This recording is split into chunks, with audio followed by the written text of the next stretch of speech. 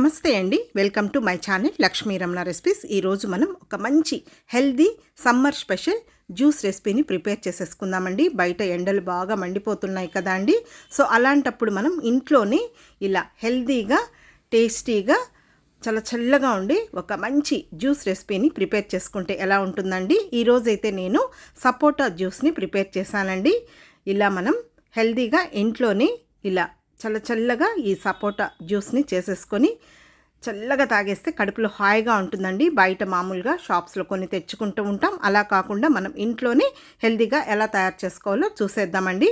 ముందుగా ఒక mixie jar తీసేసుకొని 2 పెద్ద సైజు సపోటాలని శుభ్రంగా కడిగేసుకొని పైనంతా కూడా పీల్ చేసేసుకొని గింజలు తీసేసుకొని ఇలా ముక్కలుగా కట్ చేసి వేసేసుకోవాలి. అలాగే ఒక పెద్ద గ్లాసు కాచి చల్లార్చిన పాలండి, ఇవి ఒక 1/2 లీటరు, అవి అందులో వేసేసుకోవాలి. అలాగే 2 ఇలాచీలను కూడా కొద్దిగా క్రష్ చేసి వేసేసుకొని ఇప్పుడు రుచికి సరిపడా చక్కెర అండి. ఇక్కడైతే నేను 4 టేబుల్ స్పూన్ల చక్కెర వేసేసుకొని అలాగే కొన్ని ఐస్ ముక్కలు కూడా వేసేసుకొని మిక్సీ పట్టేసానండి. అంతే అండి, చాలా సింపుల్ అండి. ఇప్పుడు ఒక గాజు గ్లాస్లోకి వేసేస్తున్నాను. ఇప్పుడు ఇంకొన్ని ఐస్ ముక్కలు కూడా వేసేసుకొని ఇప్పుడు కొన్ని బాదం ముక్కలు ఇలా సన్నగా కట్ చేసి వేసేసుకుంటే మనకు ఆ జ్యూస్లో తాగేటప్పుడు చాలా బాగుంటుందండి.